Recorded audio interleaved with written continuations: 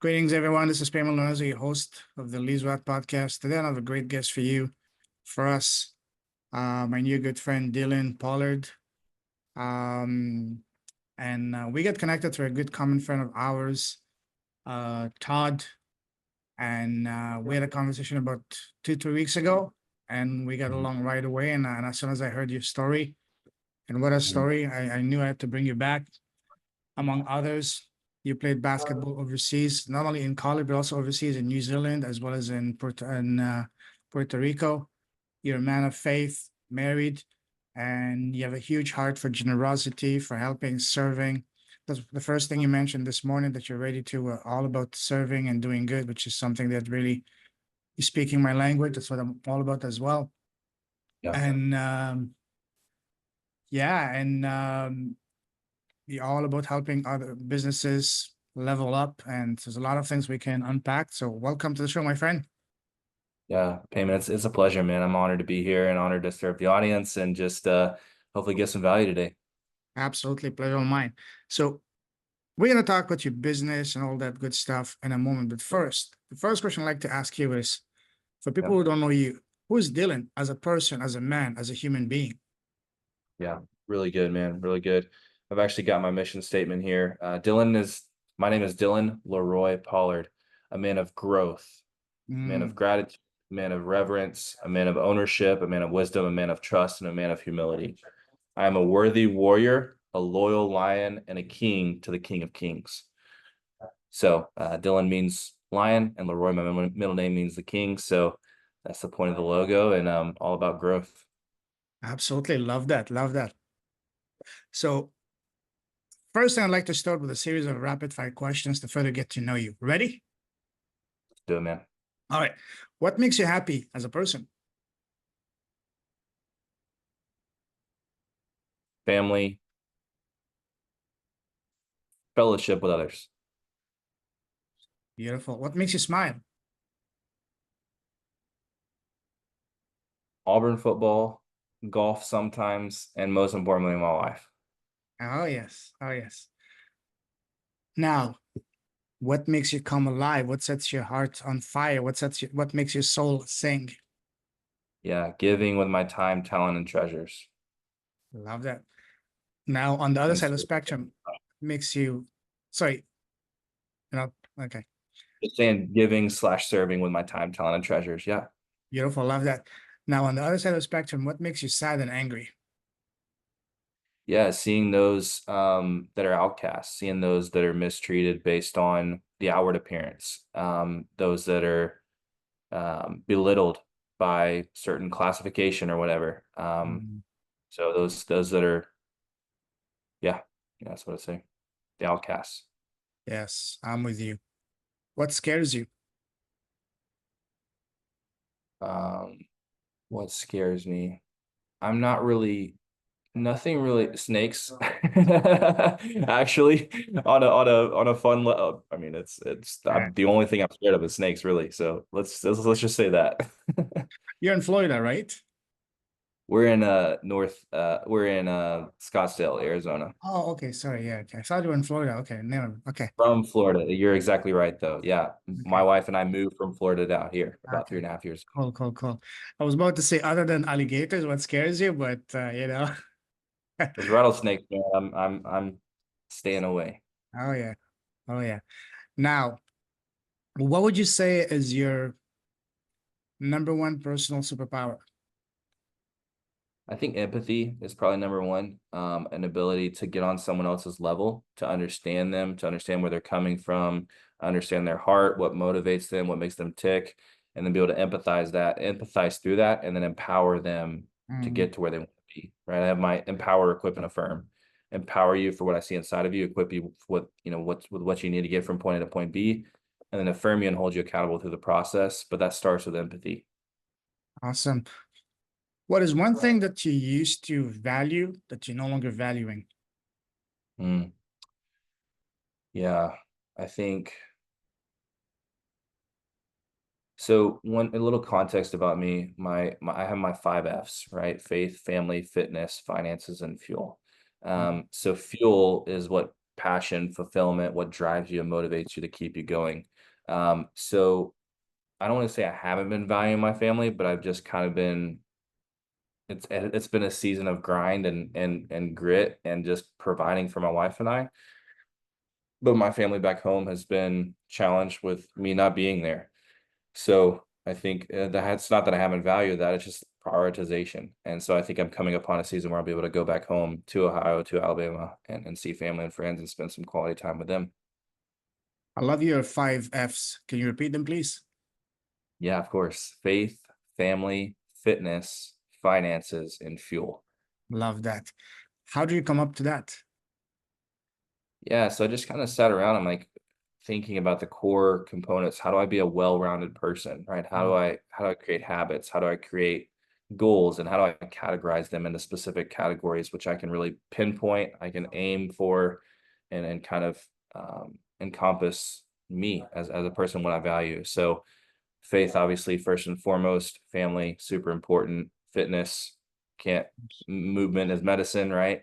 Finances, health is wealth, and also wealth Absolutely. gets you places to it's a resource, right? It's a frequency of exchanging value. And then fuel, like I said, is the fulfillment. It's bringing fun and joy to our lives and keeping those at the forefront because it really fuels the other four. It's yeah.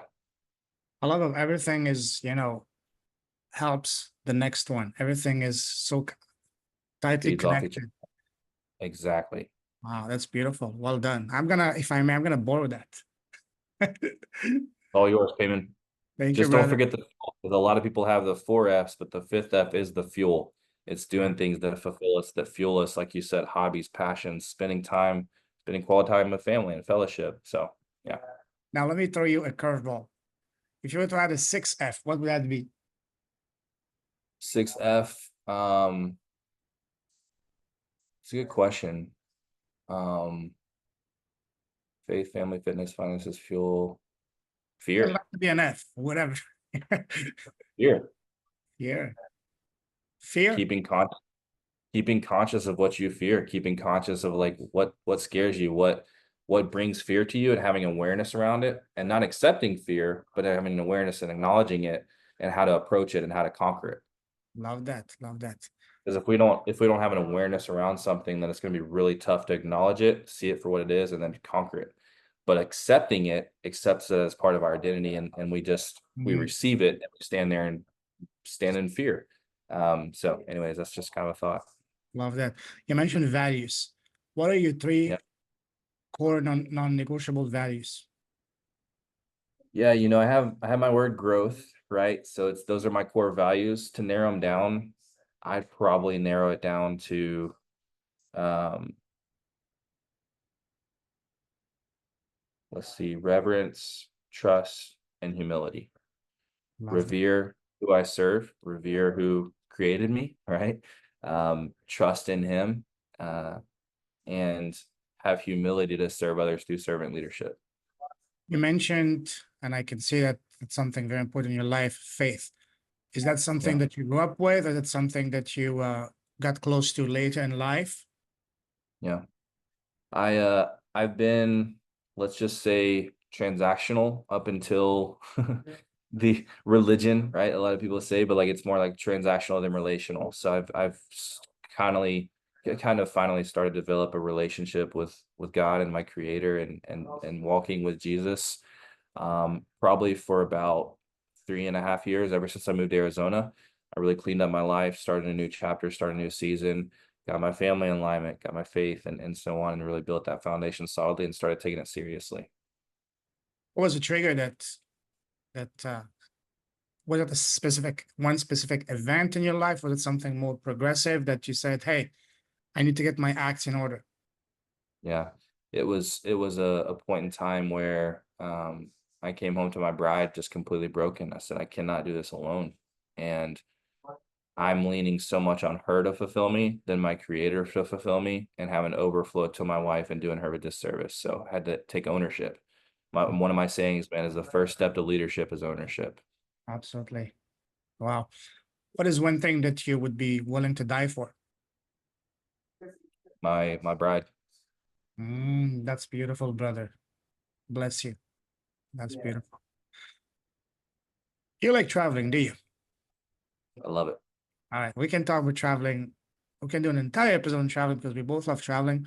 But I'd like to Yep. take you down a different type of traveling, down memory Yeah. line. Go back to when you were growing up as a young boy. You know, when we were kids, people around us, family, relatives, neighbors, teachers, parents always ask us, "Hey, Dillon, what do you want to become when you grow up?" What does you answer that question as a young boy? Yeah, as a young boy, it was professional basketball. And I think just dribbling a ball at the highest level. And yeah, I didn't make it to NBA. I didn't really even make it to like getting paid to play overseas. It was actually more of a I played professional teams overseas and representing the United States, and it was a mission uh trip that completely like shifted my life. So we represented the United States. They put together an elite team and we played teams over in New Zealand and in Puerto Rico, two separate tours. And long story short, they were designed to use basketball as a platform to not only minister, but to do community service projects. And Oh, that's when I realized I had a talent and gift and how I could use that part as part of my purpose. But then when the ball ran out of air, it's like, all right, what's next? So that for me was business. And so God spoke to me one day clearly at a conference. He said, Dillon, you went pro in basketball. It's time to go pro in business. wow, love that, love that. Growing up, what was your relationship with school? Did you love school or did you hate school The only thing I liked about school was recess and lunch. and sports? And sports. Recess, I guess, technically was early on was the sports. So absolutely. So in the morning when you're waking up, going to school, were you looking forward to it or dreading it? Oh God, how can I go again? I was just dreading it, man. I knew early on, and like some kids are catching on today, like it's such a structured system that there's no Yeah. customization, and you feel like you're just through a system and just checking the boxes and trying to C's get degrees kind of thing, right? Yeah. And so the actual tangible learning and application was kind of pointless for me, man, even in all the way into college. Yeah. What were your favorite subjects and your least favorite subject in school? Yeah, it's tough not to say recess and lunch. Hey, that counts. Athletic, There's no right or wrong answers, right? to It's be your honest story. with you, man. Yeah. Um, I loved the some people call me like a wordsmith, like Mm, using words, poems, and like I do spoken word. So I did find like reading very interesting and books very intriguing, but I never read them. I'm very challenged when it comes to reading off of paper, like off a book. But if I do Audible and listen to it and read, like that's really a great way for me to attain information. So I say a lot to say like I think reading slash like English was actually kind of good for me because I mean all the way to taking notes on my Bible, man, like circling the words, underlining like different ways to articulate. Like it's just that actually comes into play for me. So yeah. wow. Imagine we're in the same class in grade 10, 11. What kind of kid were you back then? Were you like the shy one, the quiet one, the nerdy, the superstar, the Mm, chatterbox? yeah. When was a lot? Did you say 11? Grade 10, 11 years old? 11. Grade 10, 11 in high school. Okay, so yeah, high school. So that's yeah, junior and sophomore and junior year. So I was probably transition from sophomore to junior. Sophomore, I was like really top of my level in basketball on the JV level. Varsity, I went into that was one of my first game varsity. There's a picture of me. It's one of my most like favorite memories. I'm on the front cover of the newspaper, holding, dunking, hanging from the rim with my tongue hanging out like Jordan, and that's like was on the front page of the newspaper. So that was really when my like basketball career really spiked. So I was uh I don't want to say full of myself, but I was very confident in like my skills and talents and abilities. And I was probably a guy who was very relatable, but on the inside, very all he knew was basketball. And there wasn't much depth to Dillon. It was just Dillon, the tall basketball player. So that was a huge challenge when basketball ran out of air. Is like, who am I? Identity piece, right? So anyways, but that's probably what 10 and 11th grade would look like.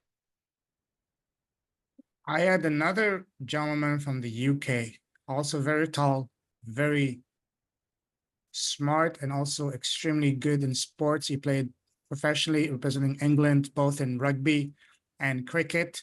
On the Yeah. outside, it was the ultimate alpha, the ultimate super confident guy. But the inside, it was so full of insecurities because at home he was lacking love from his parents. I'm not. Can you relate with that? Like on the outside, he looked super confident and all, but inside, lots of insecurities. Were you in that phase of your life? Yeah, the insecurities actually came from loving myself. I Mm, have so much love for my family, and so much like, you good. know, love and support from them. But as far as receiving it and loving myself, that was my biggest challenge was, am I worthy of this love? Am I good enough for this love? And that was what the lies were to the narrative I was telling myself, the false narrative, right? Is like you're you're not good enough to not good enough, not strong enough, not smart enough, and also the fact that I couldn't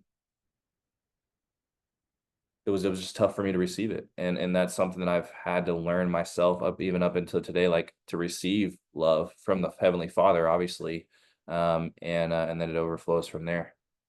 Mhm. How did you overcome that? How to overcome it? Through a lot of counseling, coaching, therapy, mentors. I like that one tip I like to give away is a triangle. You have a spiritual mentor, your father, if that's a possibility, which is a huge blessing I've had. And then a kind of a mentor in kind of like leadership, business or so. So Todd is that guy for me for the business coaching Wow. kind of aspect. But in the middle of that advice and that wisdom that's given, hopefully it's godly, in the middle of that is somewhere the answer. Um, Aligned with obviously Holy Spirit and filtering it through that system. Beautiful. Love that. So when you were in high school and college, were you popular with the ladies? A little bit. In high school, I started to find my way kind of sophomore to junior year. Like I said, kind of getting to varsity level. Um, yeah, I was, I'd say popular with the ladies, but it was more of a transactional relationship for me and not really focused on like an actual relationship. And so that kind of carried out through my faith too, like with God. So when I say transactional, it was very like in or out, hit or miss, and just like bouncing around, which is part of my story. Mhm. How did you meet your wife? Met her through Bible study Wow. at college in University of Mobile. So kind of long story short with that, I was at a breaking point. I got on my knees, prayed, God, I'm tired of being a boy. I'm ready to be a man. And as soon as I prayed that prayer, I got up and God said, the next woman you meet that you seriously, I prayed this. I said, God, the next woman I meet, I want to seriously pursue and marry. Little did I know that was the next day I got invited to Bible study, and my roommate Mario invited me, and I met Emily there the next day. And she had been praying a similar prayer kind of in that time Wow. frame, which just divine, man. I'm getting goosebumps, brother. I don't know if you can see it. So it's Yeah. Holy Spirit, man. It's tough every time I share that story, people normally do, or it's just like it's only God, man. When did you realize, or what was about her that made you realize, hey, she's the one? She was different. She knew who she was. She knew who she was. She was different when the way she spoke, the way she carried herself, very professional, very like put together, and beautiful. So Oh, we had a wow. lot in common. We talked for hours, and it was just amazing experience. Love that. Love that. Now, do you remember what was your very first job? And do you remember how much you got paid the first time you worked? Man, it was so tough. It was during my junior year of college, or my junior year of high school, maybe my sophomore year. Basically, the rhythm, it was over summer, so I'd go morning practice, morning conditioning, morning weights, and then actual basketball practice. And then after that, I would go to work with my dad. So it'd be like 4 p.m. to like 8 p.m. And so we clock in, and I was literally scraping paint off of warehouse walls for like $4.35, I think. And my dad just taught me hard work. He's like, hey, dude, you're yeah, you're good at basketball, like, but what happens when you run out of air? You got to create a work ethic outside of that. And so that was kind of my first time like really appreciating my skills and talents and abilities, even up until like going and playing collegiately. Like I had a full ride scholarship. I had 4 years that I completely paid for. But even after that, that's when I kind of struggled with the mental health challenges and stuff. But that's kind of besides the point. The warehouse was, I mean, cooking, man, in the in the southern heat and the humidity, man, it was brutal. So about 4 or 5 hours of that, just literally doing this all day. And that was after, like I said, all the practice weights, everything, and then just wake up and do it again. Was it in Arizona or in Florida? This was actually in Alabama. So yeah, it's kind of Okay. confusing. I know my roots are Alabama. Emily's roots are Pensacola, Florida. Okay. Um, so yeah, Oh yeah, it gets pretty hot over there. Yeah. toasty. I mean, and when I say like you just, it's like a steam room, versus a sauna, which is Arizona is the dry heat. Yeah. Yeah. But yeah, Wow. you're swimming in your sweat is what I like to say. Let's talk about I can see one of your loves of your life, basketball. How did you get into basketball? Yeah, I just narrowed it down, man. Like I played all sports growing up, baseball up till middle school. Up until high school, I was one game away from a Little League World Series.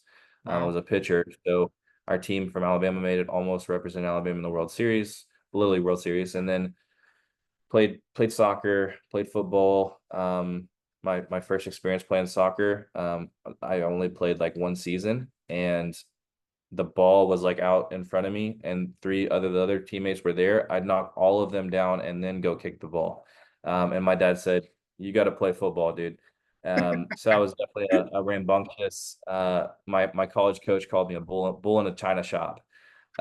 So, that was me, just reckless abandon as what my dad likes to say. And, just full throttle. It's just all or nothing in my speed. So, that carried over into, yeah, baseball, basketball, football, soccer. I swam too. Nice. And then when I got from 8th grade to freshman year, I grew 3 inches. I didn't play at all in middle school, but when I got to high school, my ninth grade year, I dunked it. I started building confidence. Wait, I you were was able to real dunk at grade 8? Holy smoke. going into ninth grade. Yeah, Wow. exactly. Exactly. So I was probably 6'3", I think. And then from 6'3", I grew about 2 inches to 6'5" or so. And then I actually grew 2 inches in my senior year going into my freshman year of college. So anyways, So you were a power forward? power forward, Dennis Rodman style mixed with Kevin Love, Oh yeah. mixed with a little bit of Dirk, mixed with, you'll get this one. What's his name? I used to watch film on him. Um, Celtics, not Larry Bird. um, Tom Parrish. no, not Robert Parrish. It's a white guy, dark hair. Um, Yeah, I know which one you mean. I forgot his name. Gummit. Was he also commenting basketball on TV after that, after his career? A, l- a little bit, I think. Back, yeah, we'll have to put in the show notes or something when we think Yeah, about it. no problem, no problem. It'll come to us. So at what point did you realize that you're actually pretty good in basketball and you wanted to pursue that? Because you tried a bunch of sports. Where did Yep. you say that, hey, basketball is my home? Yep.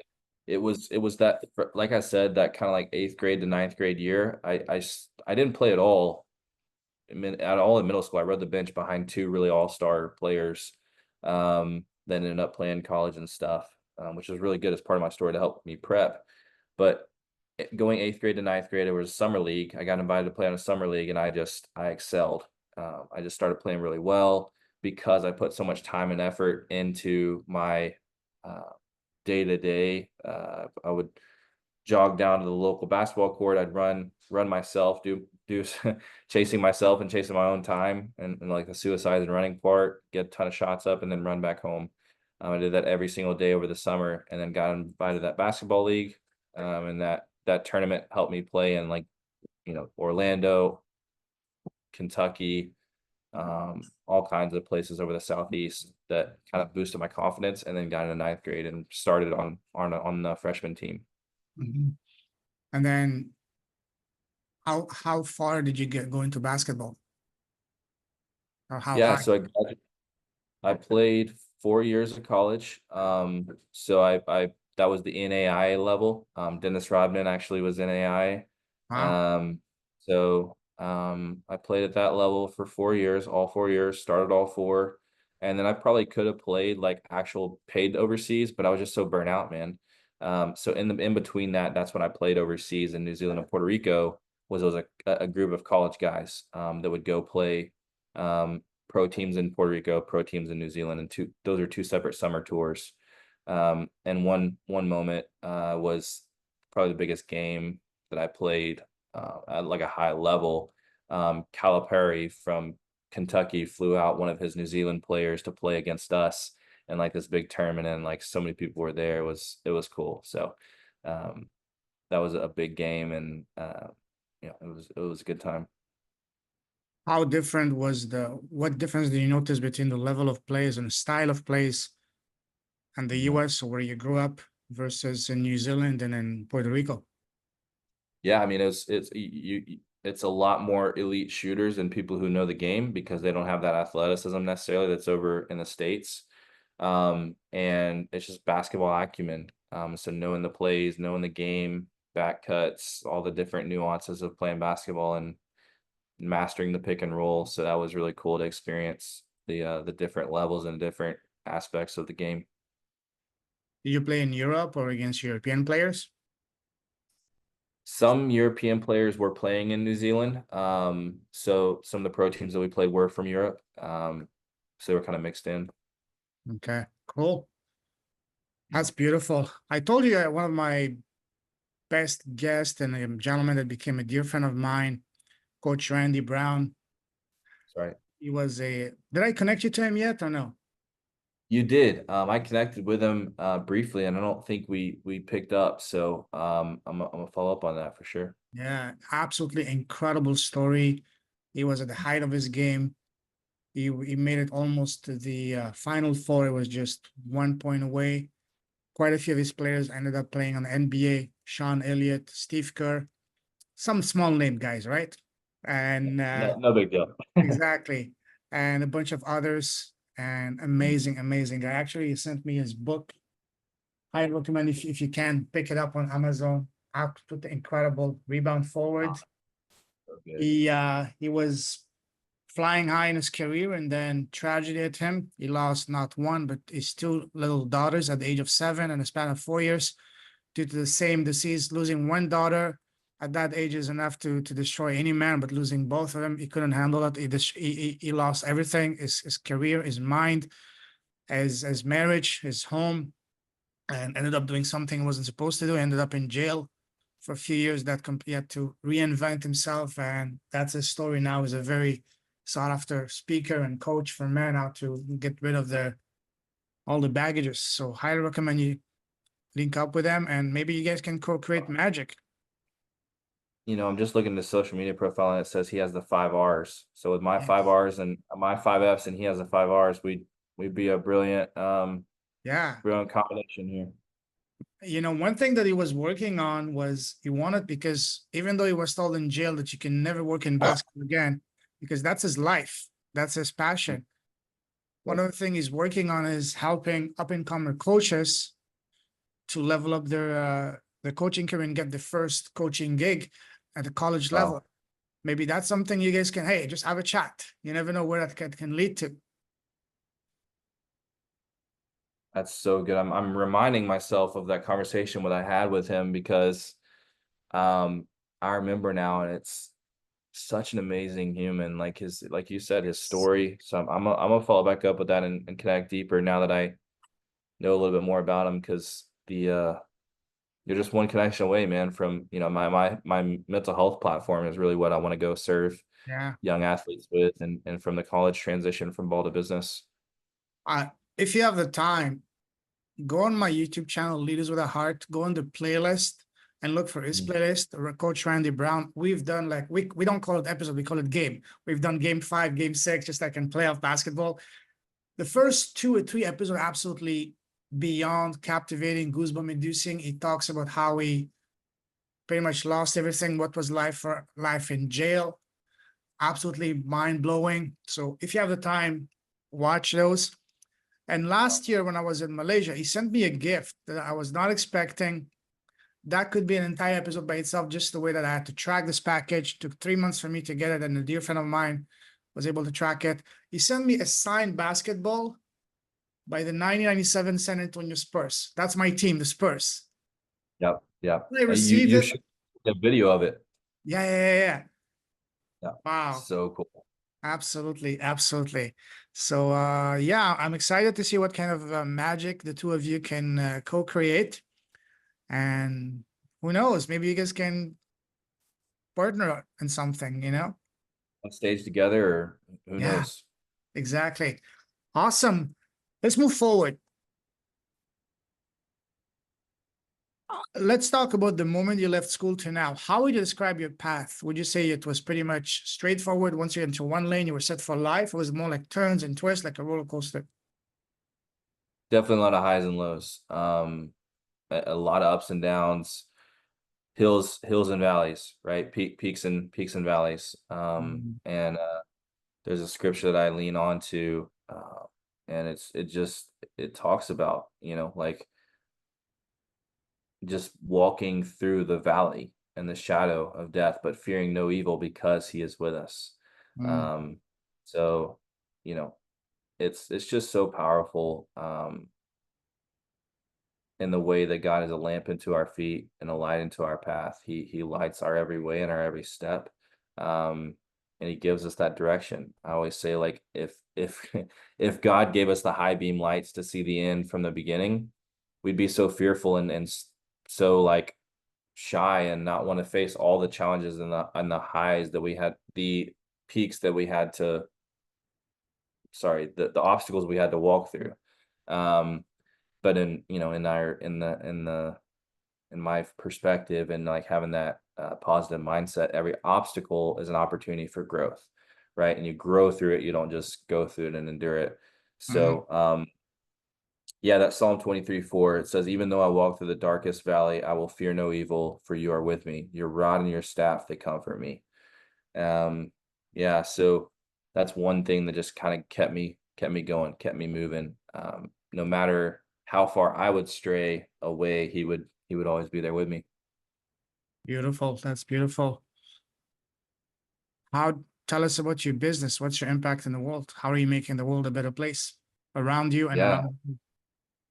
yeah, I'm following the people before me and serving the people behind me, man, and growing with the people around me. My EEA, right? Empower, equip, and affirm. So I'm using that whole concept and plugged into a business, a coaching business. So I coach pretty much sales professionals, leaders, entrepreneurs, sales teams, and help them grow personally so they can thrive professionally. So for an individual, that'd be their mindset, their personal development, their growth, their 5 Fs.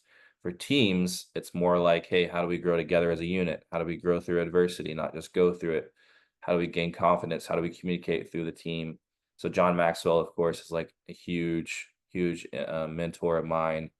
And Todd's been, mentoring me for probably 5 years now. And Wow. Todd's a Maxwell certified coach. So I was telling someone today, like, I feel like I'm a Maxwell certified coach without having the paper because I've studied so much of what Maxwell does. But yeah, I think that's kind of the factor there.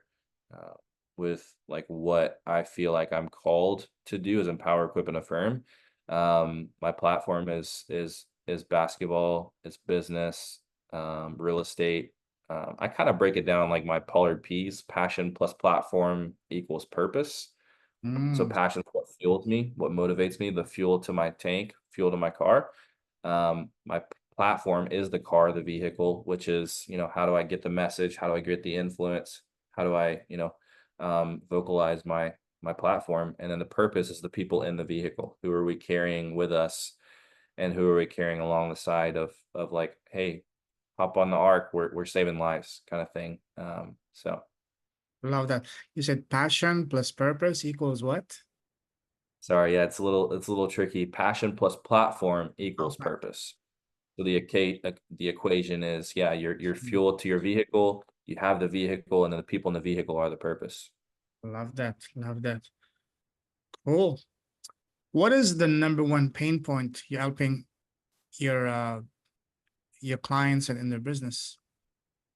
Yeah, number one pain point is kind of tied together. It's confidence and clarity. So Mm, once you have the confidence and you have the boost and you have the fuel, the fifth F, you have the fulfillment in your life, then you're able to fuel the rest of your story. You're able to operate out of fulfillment. You're full, right? And you overflow. So from that overflows the clarity. So it's confidence, through the clarity, confident in who you are, whose you are, and then clear on where you need to be, and where to go and what steps to take. awesome. Who's your ideal client avatar? Yeah, ideal client, I'd say is a sales team of like 5 to 10 sales professionals, that I can really help scale, get clarity, get buy-in from the team, and get to the next level.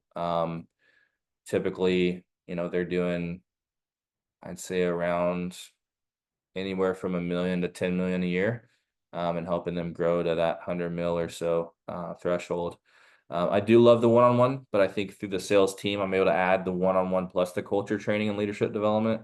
So that's really who I love serving the most, is sales professionals and just small businesses, right? Like even if it's like a leadership team, I have something called the vision value integrator that I'm continuing to grow in. It's similar to traction, like the vision traction organizer, but it's called the VVI. It integrates the vision and the values. And so I have the Pollard P's as part of that integration. So anyways, that's, kind of part of the company. And I can basically, from that vision value integrator, reverse engineer it all the way down to the 90-day objectives and help them accomplish those objectives with different rules. And then how do they overcome the challenges that they foresee and already conquer them before they happen. So that's all the sales people, all the sales roles, dialed into KPIs, OKRs, SOPs, and having that clear objectives for them. Love that. Love that. Um, how are you getting your clients? Right now, word of mouth, is mostly it. Social media is a platform of mine that I'm using and growing in. I'm actually launching my podcast next week. Oh, It's beautiful. called the Lion's Den. So I'd love to have you on there. Um, Absolutely. and yeah, so through YouTube, social media, Instagram, and then podcast form, website is out, all that good stuff. Um, Yeah, mostly word of mouth. So gonna start doing, I guess, probably some ads running towards Instagram and Mm-hmm. connecting with other people. I'm building a school platform, Wow. SKOOL. So Yeah. so it's a community based, and so I've got about 30 members in there. We're growing that and developing, like-minded, faith-driven entrepreneurs, and helping them sharp each other on accountability standpoint. So yeah. Beautiful. Beautiful. What's the structure of your program? Structure of my program is a 16-week elite is what I call it. So the 16-week elite is designed to basically take all the 5 Fs and condense them into 4 months. And so each week is a different task that makes you uncomfortable or challenges you to grow in that area.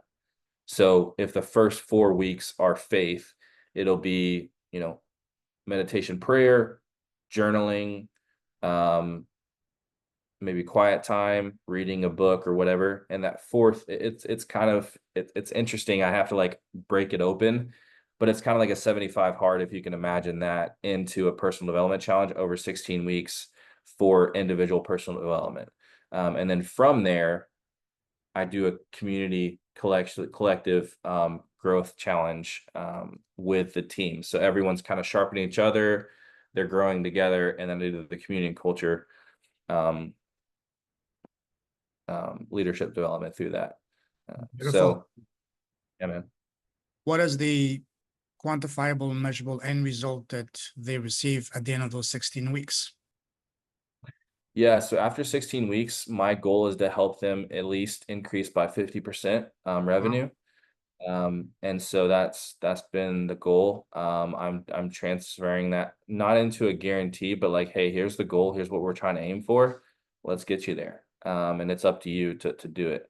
I've had several clients. One client, he's I think 700x his income Wow. working with me on a consistent basis on a high ticket sales role.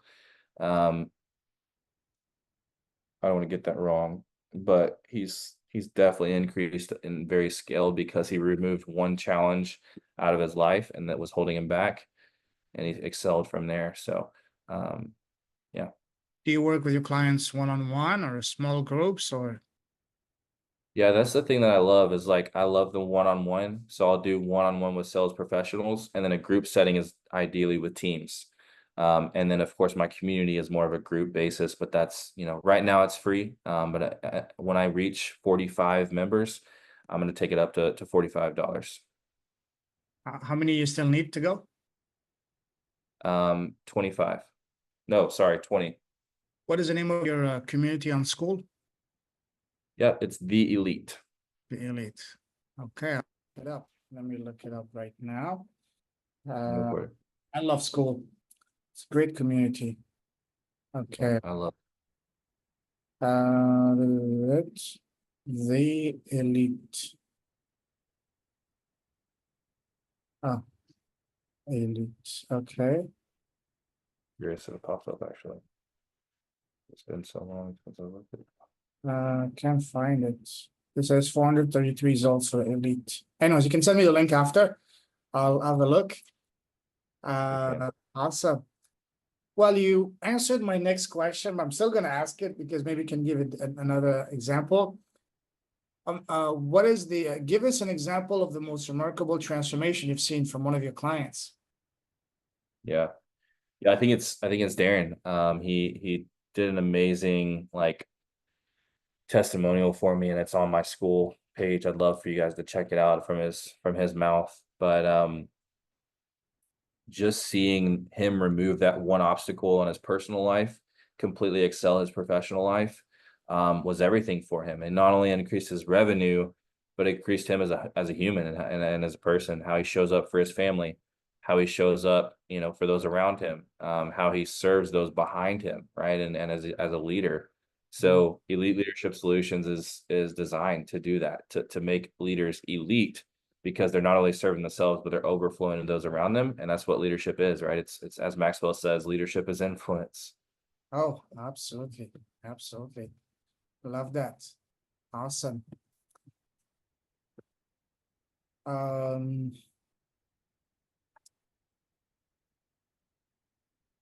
that's beautiful. Let's start wrapping things up. And to finish, I'd like to ask you a series of rapid fire questions to further get to know you. Do it. Sorry, series of rapid fire questions on advices. That's what I meant. Cool. What's the best piece of advice you've received so far in your life? I like to take it to a quote. It's actually by Gandhi, but it's be the change you want to see in the world. Absolutely. Love that. What's the worst piece of advice you've received so far? Worst piece of advice. No. I kind of flush those things down the toilet and just put them behind me. Like I don't really pay attention to them, but oh, you can do it alone. Oh, yeah. Like stay in your lane. You can do it. Stay in your lane kind of thing. Yeah, absolutely. Imagine that you were blessed with a time machine and you can go back in time and sit face to face with 18-year-old Dillon. What's the number one piece of advice you'd give to him, knowing all that you know now? Yeah. Three things. Stay patient, persevere, and always be persistent in everything you do. Hmm, Patient, perseverance, and persistence. Those absolutely. three key. You have your own podcast? I do. The Lion's Den. Yeah, it's coming out next week. Nice, nice, nice. Yeah, I want cool. your approval payment. I want to show you my clip, my art that I've created and everything. I'll Please, send it to you. absolutely. Send them over, brother. Send them over. And if I can help you with anything on the podcast, let me know. I'd be happy to help you. Yeah. Imagine that today on your podcast, you have the most special person in the world, and that is yourself. You're interviewing yourself. Well, what's the Mhm. first question you want to ask yourself? Don't think too much. First thing that comes to mind. What is what fuels you and based on like identity, like centered around that, like what is your no actually who is Dillon, like you asked me at the very beginning, like who are you? Mm, Beautiful. The last question I have, and that's my favorite question to ask all my guests, and that is, what is the smallest thing? And by small, I don't mean something small. I mean the one thing that you've done that has had the greatest, deepest, most profound and transformational and positive impact on both your life and your business. For example, for me, it's been starting my podcast. What about you, Dylan?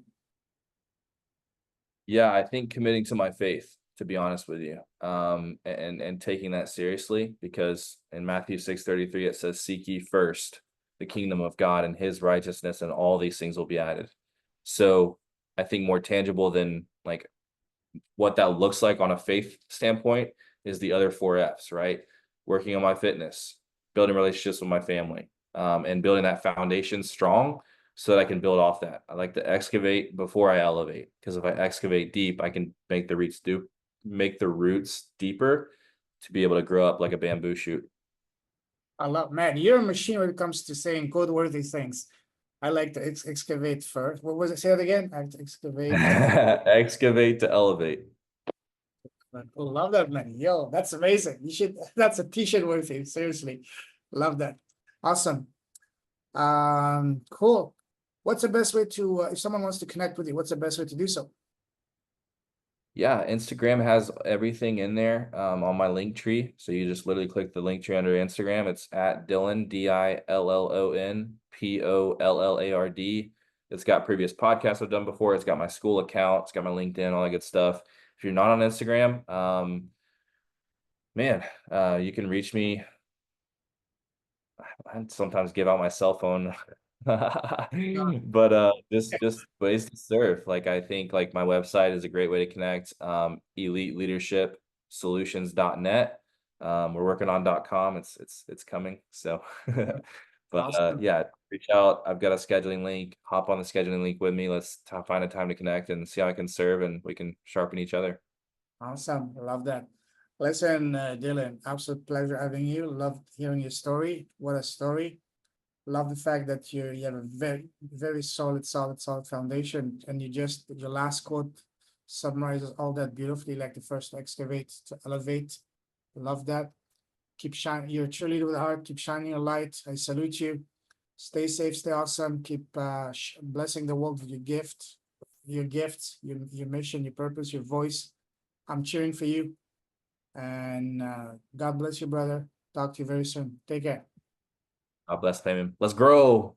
Absolutely. Let's go. Yes, yes, yes. To the moon. All right. Take care. Bye.